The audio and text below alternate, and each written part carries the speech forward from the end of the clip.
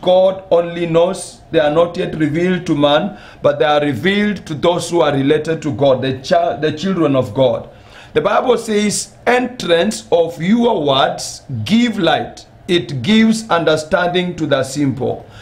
The entrance of your words give light.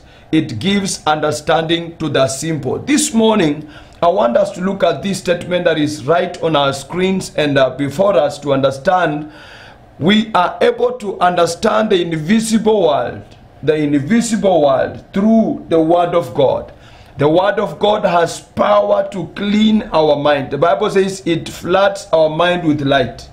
If you want to understand what everybody else is not understanding, many things that are in the hidden, it is only a sanctified mind that can see the invisible.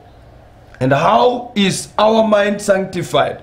Through the entrance of God's word. So that, like we have detergents, Omo is a detergent, Ariel is a detergent, the word of God is a detergent. It is able to clean our mind because our former mind was spoiled, it was unclean, and that is why it would not understand the mysteries of God. But after we receive the ingredient of the word of God, and I'm praying this morning, you who is watching and me who is here, let's love the word of God, because the unfolding of the word of God in us, as we take in the word of God, it acts on us in the inside. Our mind, it illuminates our mind, and you will discover within no time that things you are doing because you are a sinner with a dark mind, you will stop doing them because things will begin to unfold to you. The mind will be sanctified and purified by the word of God. So after your mind is sanctified through the light of the word of God,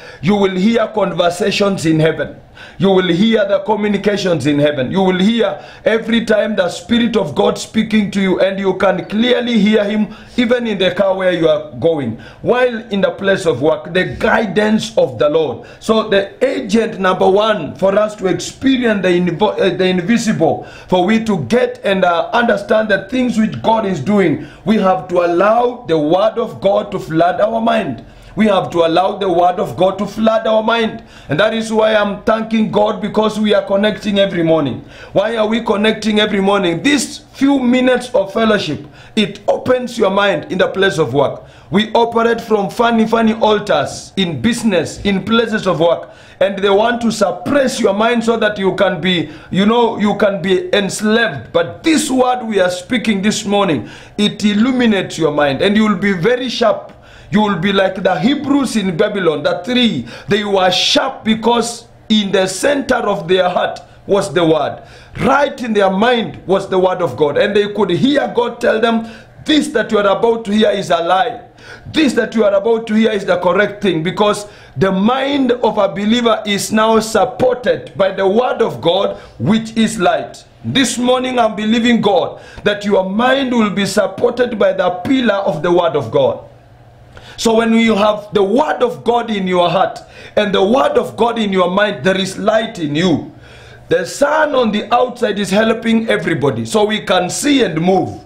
And the word of God is helping us in the inside. We can realize things, we can fathom things, we can perceive things, because the word of God is the sun that is lighting in within us. So we have to look at this one point, that you can pray and get revelation, but you can also read the word of God, and through the word of God you will understand the invisible world. Two things: you can pray and God gives you revelation, or you can also be reading the word of God or meditating on the word of God, and you are taken in the spiritual world, because the word of God will light the spiritual world and gather informations that are very important for you. So the word of God should enter your life. The word of God should enter your life. That is what the Bible says to Joshua. God spoke to Joshua and told Joshua, let these words of the Lord be in your heart. Let these words of the Lord be on your mouth. Let these words of the Lord fill you, because the words of the Lord will give you to be prosperous.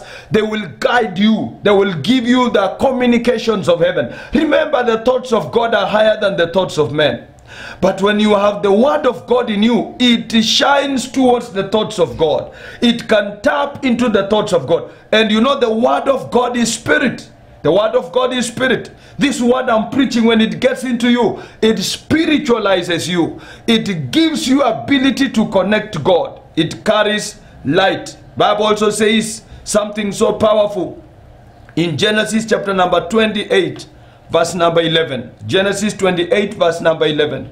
You'll find somebody by the name Jacob who was running away from his brother, going to the unknown. He had never been at his uncle's place, but he's running away because of fear. He is fearing to die. And while he gets to a place that he knew nobody, he gets to a place in the night. He doesn't know where he's going, and he's in a place in the night, and he is almost worried. But before he sleeps, he gets a stone, and he supports his head on a stone. He supports his head on a stone. That stone he supported his head with is symbolic to the word of God, because Jesus is the rock.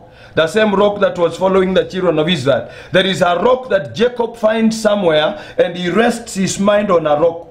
And what happens when you rest your mind on the rock? The Bible says, and he lighted up upon a certain place and tarried there all night, because the sun was set. And he took off the stones of that place and put them for his pillar, for his pillows, and lay down in that place to sleep. And he dreamed, and behold, a ladder set up on the earth, and the top of it reached to the heaven. And behold, the angels of God ascending and descending.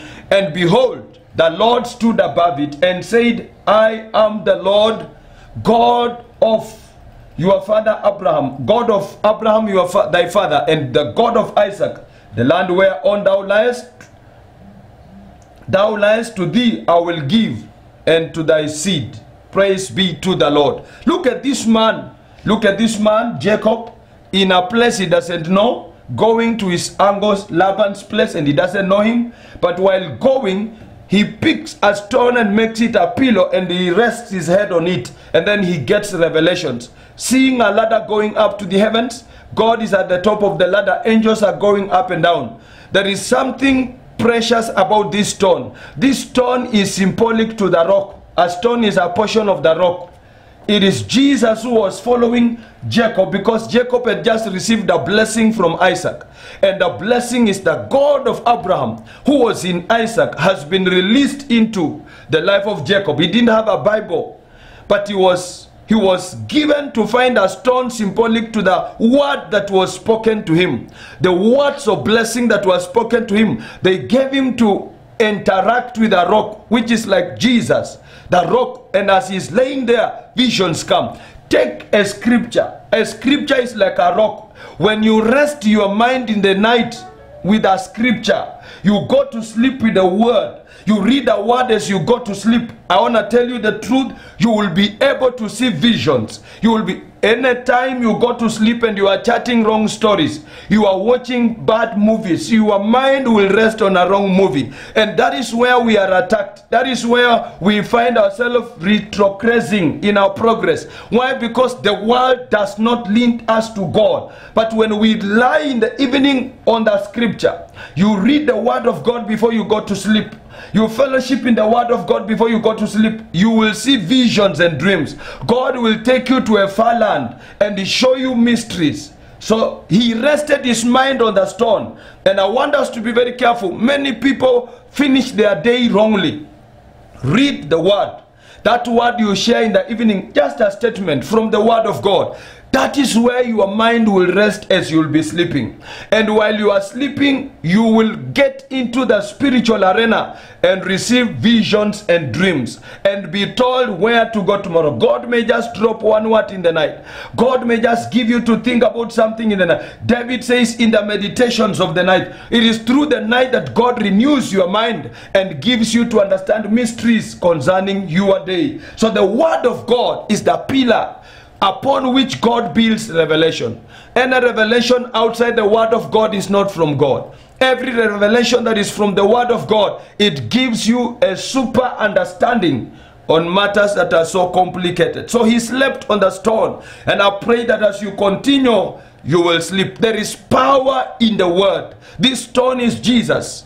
There is power in the word. This stone that Jacob lay his head on is Jesus. So we have to lay our lives in the word of God. Speak a word to your mind before you go to sleep. Speak a word to your mind before you begin the day. Speak a word to your mind before you do any assignment God has given you, because it is through the word of God that you'll be able to conquer the challenges that are before you. I want us also to look at Psalms 18. There is light in the word of God. Psalms 18 verse 28. Psalms 18 verse 28. There is light in the word of God. There is a lot of light in the word of God. As long as you are connected to the word of God, there is a lot of light in the word of God. The Bible says, for you will light my lamp. The Lord my God will enlighten my darkness. For you will light my lamp. The Lord my God will enlighten my darkness. Look, there is power in Christ. And when you encourage the word of God to be in you, the Lord, the word of God is the Lord. When you encourage the word of God to flood your mind early in the morning, it opens you and removes you from darkness. Darkness is the things we hear from people, traditions and legends and stories people chat unnecessarily. When the word of God comes, it removes that darkness and it opens you to the purpose of God for your life. The purpose of God that is revealed on daily basis. That which you would never have thought. When you allow the word of God like you are hearing now, it floods your heart with light. Jesus is the light of the world. Bible calls him is the life that came to the world. And this life was the light of men.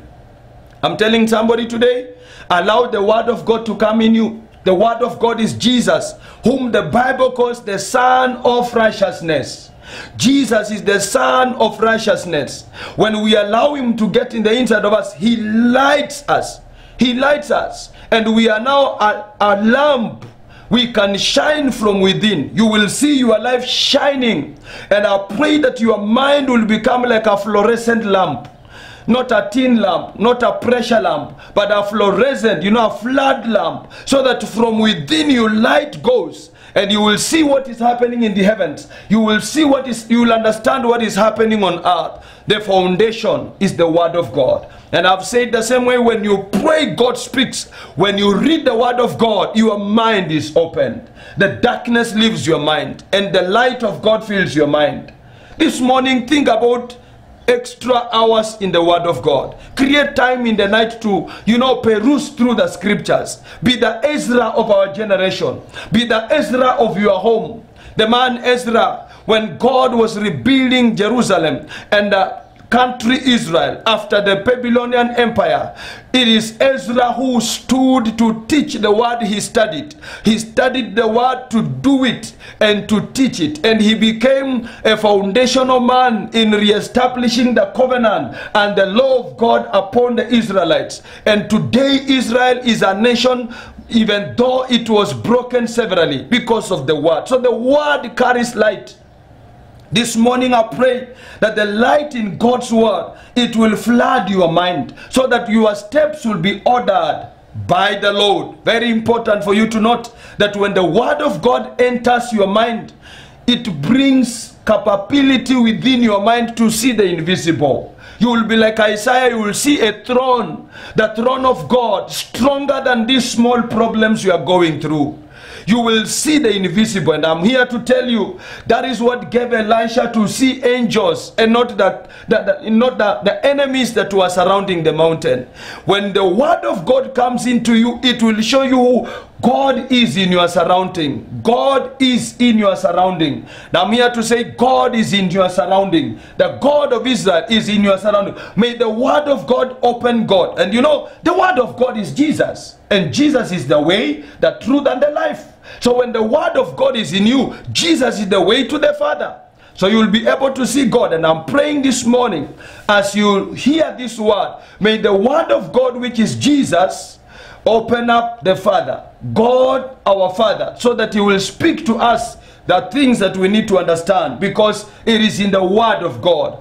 And no wonder nowadays the devil is really attacking. The children in Sunday school are not being taught the word sufficiently. They dance a lot, but they are not being taught the pure word of God in their childhood, so that the mind of the children is cemented with the word. When they grow up, they will never move away from this word, and they become pillars of the generations to come. The youths of today are not established in the word, and there is darkness in them, but I'm praying in the name of Jesus, we will return to the rock of our salvation. We will return to the word of God. The word of God gave the three young men, Abednego, Meshach, and Shadrach, to see God beyond, God to be above Nebuchadnezzar. So they were not afraid of Nebuchadnezzar and what he was threatening to do, because they saw the invisible. They saw God defending them. And surely, when fire was lit and they were thrown in the fire, the man unto whom their eyes were fixed on Jesus, he stepped into the fire.